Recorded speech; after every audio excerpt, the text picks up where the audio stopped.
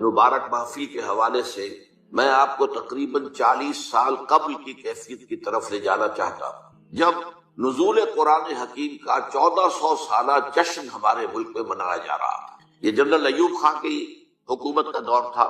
قرآن مجید کے نزول کو 1400 برس مکمل ہوئے تھے۔ اس زمانے میں آپ کو یاد ہوگا، جو میرے ہم عمر ہیں یا میرے آس پاس ہیں انہیں تو یقینی یاد ہوگا کہ بہت سے جشن منائے جاتے تھے، جشن مہران اور جشن بولان اور کہاں کہاں کے جشن، ان میں رقص و سرود کی محفلیں ہوتی، گانے بجانے کے پروگرام ہوتے تھے۔ اسی زمانے میں اس ملک میں جو کچھ دینی مزاج رکھنے والے، ذوق رکھنے والے لوگ تھے، ان کے لیے جشن نزول قرآن بھی طے کیا۔ اور کیا کیا گیا اس موقع پر؟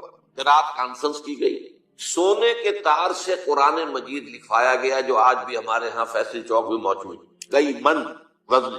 اس وقت مجھے یہ احساس ہوا، میں ابھی لاہور منتقل ہوا ہی تھا اپنی دعوت و تحریک کا آغاز کرنے کے لیے، کہ کیا قرآن مجید اس کام کے لیے نازل ہوا تھا؟ کیا یہ حسن قرات کے مقابلے اور قرات کی محفلیں اور یہ سونے کے تار سے لکھا ہوا قرآن، جو محض ایک دیکھنے کی چیز ہے، ظاہر بات ہے کہ پڑھنے کا تو سوال پیدا نہیں ہوتا۔ تو اس وقت ذہن منتقل ہوا کہ قرآن مجید کے ضمن میں ہمارے اصل فرائض کیا ہے، اصل ذمہ داریاں کیا ہے۔ چنانچہ میں نے جنوری 1968 میں 2 تقریریں کی جامع مسجد خضرہ سلم آباد لاہور میں، جن میں اس موضوع پر میں نے خطاب کی۔ بعد میں یہ تقریریں اور مقامات پر بھی ہوئیں، پھر یہ پمفلٹ کی شکل میں شائع ہوئیں۔ 3-3.5 لاکھ کی تعداد میں اب تک وہ کتاب کا شائع ہو چکا ہے، اردو میں، اس کے علاوہ انگریزی میں، عربی میں، فارسی میں، سندھی میں، ملئی زبان میں، ملائیشیا کے اندر۔ تو یہ اللہ تعالیٰ کی طرف سے اس کتابچے کو بہت شرف قبول حاصل۔ آج میں اسی موضوع کو چاہتا ہوں کہ اختصار کے ساتھ آپ کے سامنے رکھوں۔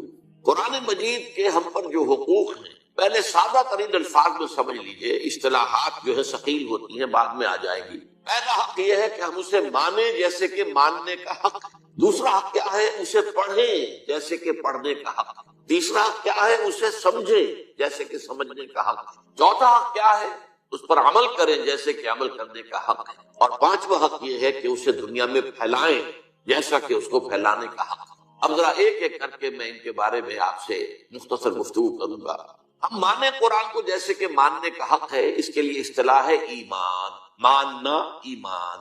لیکن اس ایمان کے 2 درجے، ایک ہے ایمان باللسان، تصدیق باللسان، اقرار باللسان، ایک ہے تصدیق بالقلب، دل میں یقین کی کیفیت پیدا۔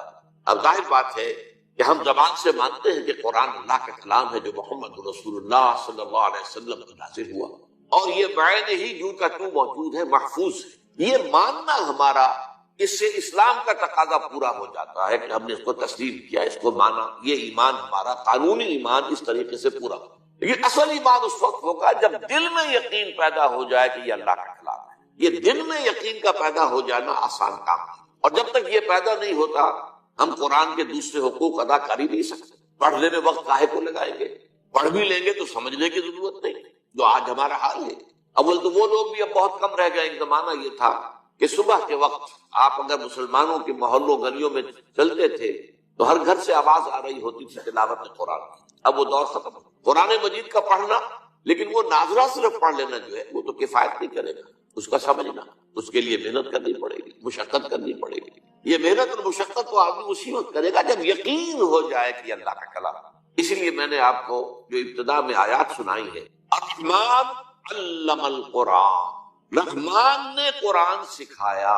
یہ رحمان کی رحمانیت کا مظہر اتم ہے کہ اس نے اللہ تعالیٰ نے اپنے بندوں کے لیے یہ قرآن نازل۔ الرحمن علم القرآن، خلق الانسان، انسان کو پیدا کیا، علمہ البیان، اسے بیان کی صلاحیت عطا کی۔ اب یہ 4 آیتیں ہیں، اس وقت میں ان کے بارے میں تفصیل سے کچھ عرض نہیں کر سکتا، صرف اس نقطے پر دوبارہ زور دوں گا کہ اللہ تعالیٰ کا جو اسم گرامی الرحمن ہے، جس میں کہ رحمت خداوندی کی ایسی شان سامنے آتی ہے کہ جیسے ٹھاٹھے مارتا ہوا سمندر، اس شان رحمانیت کا مظہر اتم قرآن حکیم۔ دوسری میں نے آپ کو 2 آیتیں سنائی سورہ یونس کی، یا ایھا الناس، اے لوگو، قد جاءتکم موعظۃ من ربکم وشفاء لما فی الصدور وہدی ورحمۃ للمؤمنین۔ دیکھو تمہارے پاس آ چکی ہے نصیحت، موعظت تمہارے رب کی طرف سے، اور جو تمہارے سینوں کے روگ ہیں ان کا علاج، شفا، اور ہدایت اور رحمت اہل ایمان کے حق میں۔ قل بفضل اللہ وبرحمت، اے نبی ان سے کہہ دیجئے کہ یہ اللہ کے فضل اور اس کی رحمت کا مظہر ہے کہ یہ قرآن نازل،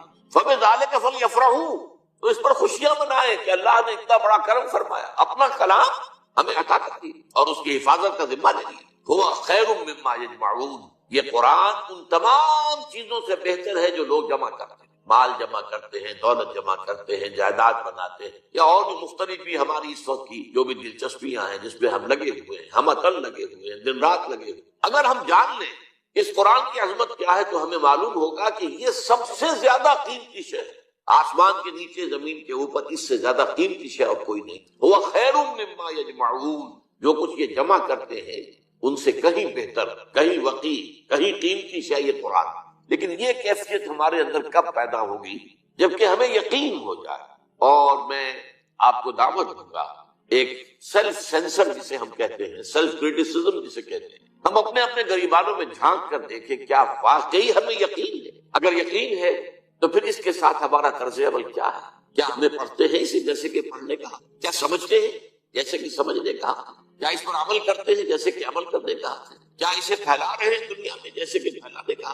اور اگر ہم یہ نہیں کر رہے تو اس کا صاف مطلب یہ ہے کہ ہم زبان سے تو کہہ رہے ہیں، اقرار باللسان تو اللہ کا شکر ہے کہ ہمیں حاصل ہے اور اسی کی بنیاد پر ہم مسلمان ہیں، لیکن یقین قلبی کی نعمت سے ہم محروم۔ تو میں اس وقت دعا ہی کر سکتا ہوں کہ ہمیں اللہ تعالیٰ قرآن مجید کے منزل من اللہ کلام ہونے پر یقین عطا فرمائے، اس لیے کہ بعد کے جو حقوق ہیں وہ سب اسی کے اوپر جو ہے ان کا کار و مدار۔ اب آئیے نمبر 2، اسے پڑھیں جیسے کہ پڑھنے کا حق ہے۔ قرآن مجید کے پڑھنے کے ضمن میں پہلی بات یہ کہ اس کی تجوید صحیح ہونی چاہیے، مخارج صحیح ہے، ہمیں معلوم ہو قاف اور کاف میں کیا فرق ہے، عین اور حمزہ میں کیا فرق ہے، ہا اور ہا چھوٹی ہے ان میں کیا فرق ہے۔ تو قرآن مجید کو تجوید کے ساتھ پڑھنا، تجوید کے ساتھ اس کی تلاوت کرنا یہ ضروری۔ پھر یہ ہے کہ اسے اپنا روزانہ کا معمول بنانا۔ چنانچہ ہمارے صحابہ کرام رضوان اللہ تعالی علیہ مجمعین کا تو معاملہ یہاں تک تھا کہ بہت سے صحابہ ہر ہفتے ایک مرتبہ قرآن ختم، ان میں سر فہرست حضرت عثمان بن عفان رضی اللہ تعالی عنہ ہر ہفتے قرآن مجید ختم کر، یہ ان کے معمولات کچھ ہیں۔ یہی وجہ ہے کہ قرآن مجید کی آپ 7 منزلیں آپ دیکھتے ہیں۔ یہ 7 منزلیں کیوں تھی؟ یہ 7 منزلیں اسی اعتبار سے کہ ایک منزل روزانہ کی تلاوت کر کے ہر ہفتے میں قرآن مجید ختم۔ وہ تو بعد میں جب ہمارے اندر زوال پیدا ہو گیا اور وہ ذوق یقین میں کمی آ گئی تو اس کے بعد یہ ہوا ہے کہ پھر ہر مہینے ایک مرتبہ ختم کرنے کے لیے 30 پاروں میں تقسیم، لیکن یہ 30 پاروں کا وجود دور صحابہ میں نہیں تھا، یہ بعد کی پیداوار۔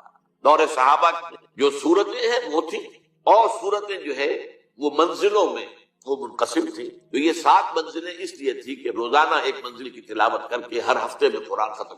اسی کا ایک حق یہ بھی ہے کہ اس قرآن مجید کے پڑھنے کا بہترین وقت رات کی نماز ہے، تہجد کی نماز۔ یا ایھا المزمل قم اللیل الا قلیلا نصفہ او انقص منہ قلیلا او زد علیہ ورتل القرآن ترتیلا۔ اب ظاہر بات ہے کہ اس کے لیے لازم ہے کہ کچھ نہ کچھ قرآن یاد کرے، قرآن مجید کا یاد کرنا۔ تو ایک تو حفظ یہ ہے، ایک حصہ یہ ہے کہ ہم میں سے ہر ایک کو کچھ نہ کچھ قرآن یاد ہونا چاہیے اور سمجھنا چاہیے کہ جتنا قرآن مجھے یاد ہے وہی میری اصل دولت ہے۔ اور یہ قرآن پھر اللہ تعالیٰ توفیق دے تو رات کو تہجد کی نماز میں کھڑے ہو کر ترتیل کے انداز میں ٹھہر کر پڑھا جائے۔ تو یہ ہے قرآن مجید کے پڑھنے کا معاملہ کہ اسے پڑھا جائے جیسا کہ پڑھنے کا حق۔ تیسری بات آئی ہے اس کو سمجھا جائے جیسے کہ سمجھنے کا حق۔ اس کے 2 رتبے مرحلے جو بھی آپ کہیں، پہلا ہے جس کو قرآن کہتا ہے تذکر بالقرآن، قرآن سے نصیحت اخذ کرنے، قرآن جو ہدایت دیتا ہے وہ حاصل۔ اس کے لیے قرآن مجید میں سورہ قمر میں 4 مرتبہ فرمایا گیا وَلَقَدْ يَسَّرْنَا الْقُرْآنَ لِلذِّكْرِ فَهَلْ مِن مُدَّكِرٍ۔ یہ نصیحت اخذ کرنے کے لیے، ہدایت اخذ کرنے کے لیے ہم نے قرآن کو آسان بنایا ہے۔ تو ہے کوئی تم میں سے کہ جو اس سے ذکر حاصل کرنا چاہے؟ قرآن اس اعتبار سے دنیا کی آسان ترین کتاب ہے، لیکن ایک شرط ہے، چھوٹی سی شرط، اس کو اس کی اپنی زبان میں پڑھا جائے۔ قرآن مجید نازل ہوا، عربی میں نازل ہوا اور عرب ہی پہلے مخاطب تھے، لہذا ان کے لیے تو بہت آسان کام تھا۔ حضور کی زبان مبارک سے قرآن ادا ہو رہا ہے اور ان کے قلوب پر اور ان کے اذہان میں اترتا چلا جا رہا ہے۔ انہیں کسی دقت کا سامنا نہیں تھا کہ پہلے وہ عربی سیکھیں، عربی گرامر پڑھیں اور پھر قرآن مجید کو سمجھیں۔ لیکن یہ جو تذکر بالقرآن ہے، قرآن مجید سے نصیحت اخذ کرنا، ایک ہے قرآن مجید پڑھ کر صرف ثواب حاصل، میں اس کی بات تو ختم کر چکا. وہ تو جو تھا پڑھنا، جیسا کہ پڑھنے کا حق اس میں بیان ہو چکا. یقیناً تلاوت سے ثواب حاصل ہوتا ہے، اور آپ ظاہر بات ہے کہ اپنا وقت لگاتے ہیں، وضو کرتے ہیں، بیٹھتے ہیں، قبلہ روح خلق ہو کر بیٹھتے ہیں، پھر قرآن مجید کو پوری اس کی تعظیم کرتے ہوئے کھولتے ہیں اور پھر قرآن پڑھتے ہیں. تو آپ کی یہ محنت اور آپ کا جو وقت لگا ہے یہ اللہ تعالیٰ جو اس کا ثواب دے گا. لیکن ایک ہے تذکر بالقرآن، قرآن سے نصیحت اخذ کرنا، ہدایت اخذ کرنا. وہ صرف پڑھنے سے تو حاصل نہیں ہو جب تک کہ آپ اسے سمجھیں.